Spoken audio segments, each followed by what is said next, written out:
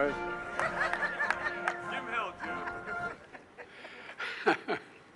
Thank you, Gwen, for that introduction. And a big congratulations to your fellow longshoremen who just won a record wage gains. You deserve it, man.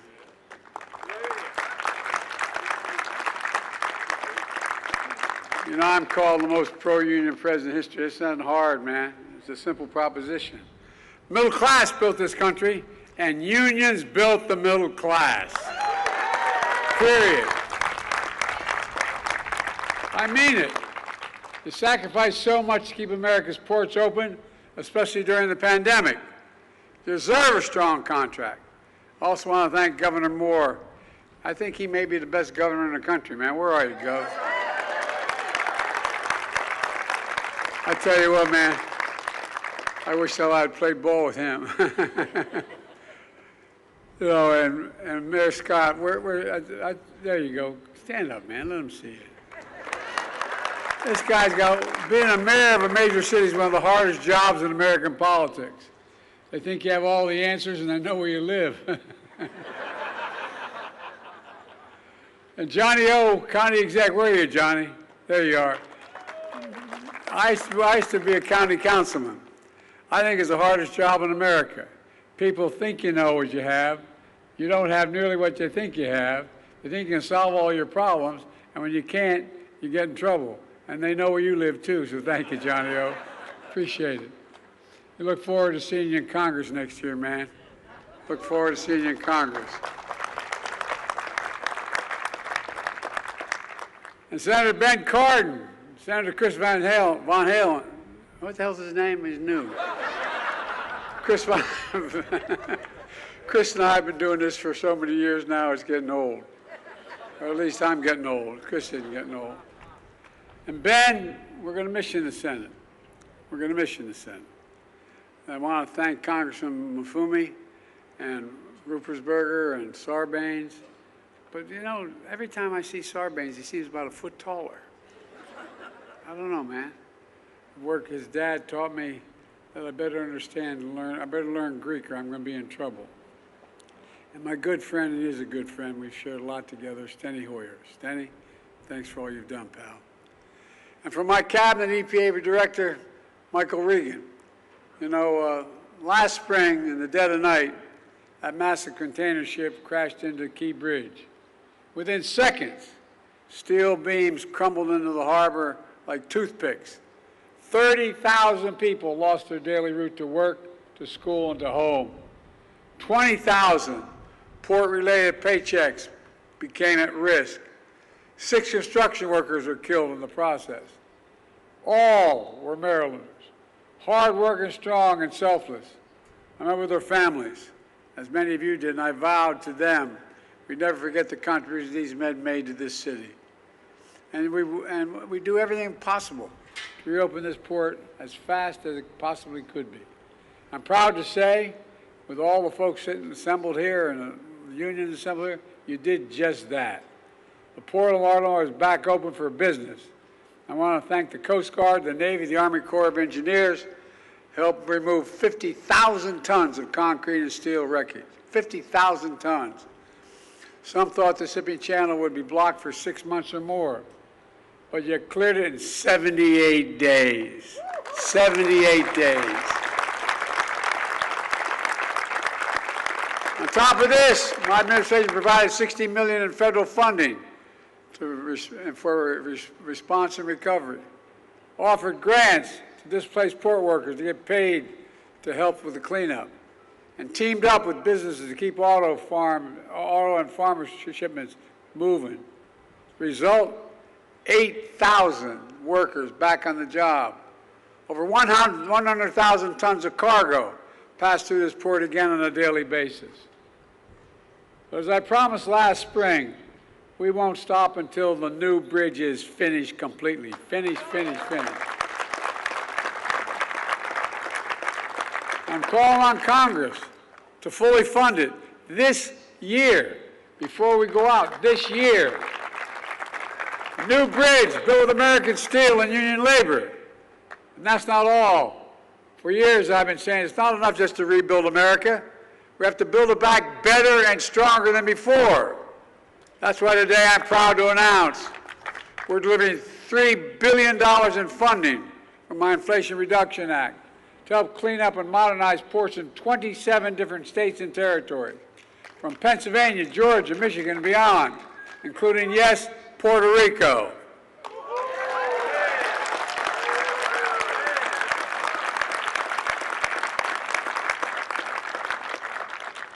I'd like to take that guy for a swim out there.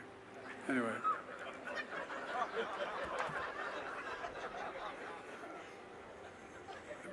Stenny's looking at me, don't get going, Joe. Don't get going, Joe. Slow up. But this also includes a $447 million for the Port of Baltimore to upgrade its cargo equipment, infrastructure, and power grid. Folks, ports are the linchpin to America's supply chain. They keep goods moving, keep the economy strong, and they employ over 100,000 union workers, from Teamsters to longshoremen. But for too long, they've run on fossil fuels and aging infrastructure, putting workers at risk and exposing nearby communities to dangerous pollution. Studies show more childhood asthma, lung disease, and heart disease and cancer in folks who live close to ports. This is about environmental justice. I asked Gloria, who you heard from earlier, or any of the neighbors in Turner Station, or across the water in Curtis City, communities too long left behind, simply wrong. The new $3 billion funding we're delivering today will help ports and communities all across America. It will cut ports' opening costs, strengthen supply chains, make America businesses more competitive, and keep consumer prices down while slashing carbon pollution, and support an estimated 40,000 new good-paying jobs at the port in clean energy manufacturing all across America. In fact, the funding for this port is estimated to create 2,000 new jobs. Jobs for longshoremen, iron workers, engineers, electricians, utility workers, steel workers, laborers, and so much more. Good-paying union jobs you can raise a family on. Without a college degree. We're making sure all new port equipment funded by the Clean Ports program will be operated and maintained by people, not by robots, which are going to protect those jobs far into the future. Folks, this is just a small part of what we call investing in America agenda. To invest in America and all Americans. It's working. Just look at how far we've come from the crisis we inherited from my predecessor. Example, my American Rescue Plan, which not a single Republican voted for, I might add, although there's conversions, delivering immediate economic relief to those who need it most and got us through the pandemic. The bipartisan infrastructure law is one of the most significant laws ever written to modernize our roads, our bridges, our ports, our airports, help replace every poisonous lead pipe in America, and bring affordable high-speed internet to every household. My predecessor promised Infrastructure Week every week for 4 years, but he never built a damn thing. Our Chips and Science Act, also bringing semiconductor and advanced manufacturing back home where it belongs, where it started. And through the Inflation Reduction Act, we made the largest investment ever in history to fight climate change and accelerate clean energy, which is the way my predecessor said, by the way, he'd repeal it if elected. Folks, a lot at stake here. We're all investing in the America agenda, and because of what we did, remember how we were going to go into depression and all that stuff? Guess what? We got the strongest economy in the world, the whole damn world.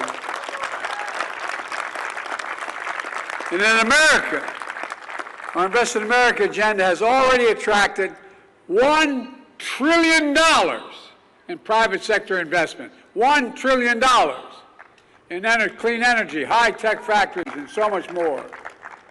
Here's what it means for Maryland. So far, in this state alone, it provides $13 billion for nearly 1,000 infrastructure, energy, and manufacturing projects. It matters. For example, look at Baltimore and the Potomac Tunnel. It's 150 years old. I've walked through that. I used to commute every day back and forth from Wilmington to Washington. I walked through it. It's leaking. It needs to be replaced. It's badly needed.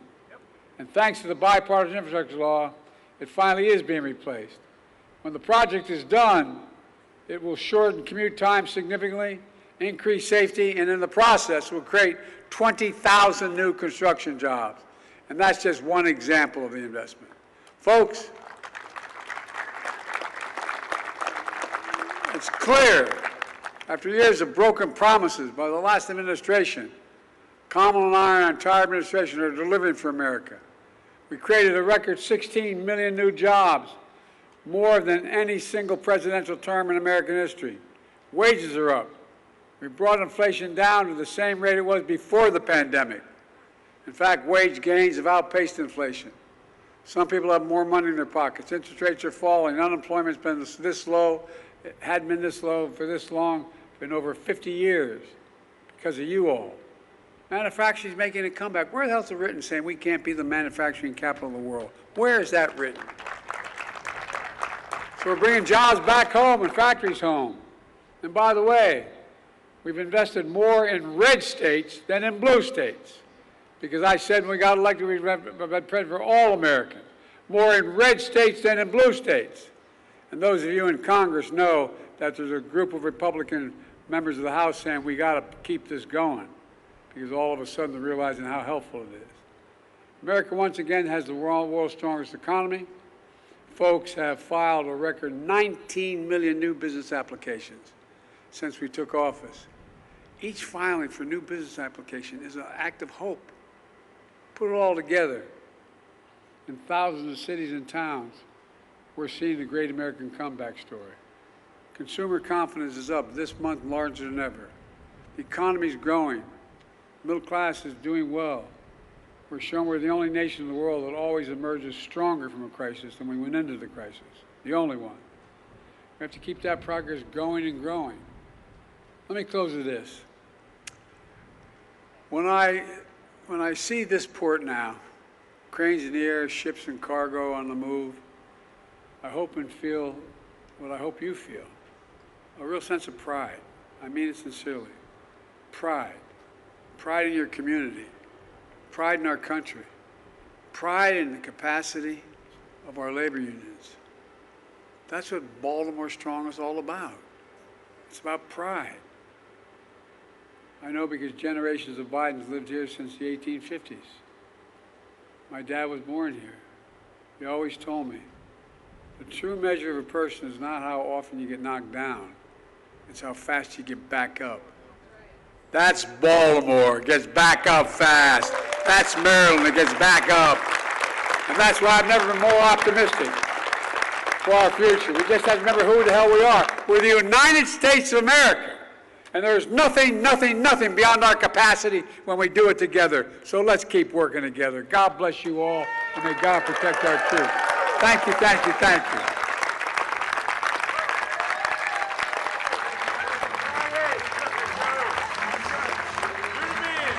Thank you. I don't ever slow up, no I don't take shit. I got no love for the fakeness. If you wanna play tough and wanna hate this, I'll always show up. I don't ever slow up, no I don't take shit. I got no love for the fakeness. If you wanna play tough and wanna hate this, I'll always show up and make a statement. I don't ever slow up, no I don't take shit. I got no love for the fakeness. If you wanna play tough and wanna hate this, I'll always show up and make a statement. Everything I do so instinctive.